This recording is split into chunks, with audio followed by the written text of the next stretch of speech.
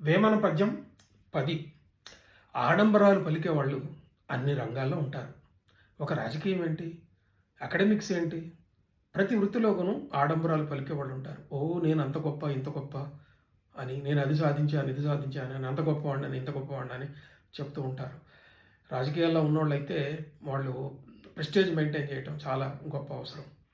అట్లాగే చిన్న చిన్న పదవుల్లో ఉన్నవాళ్ళు కూడా చాలా పెద్ద పెద్ద బోర్డులు కారు వెనక పెడుతుంటారు.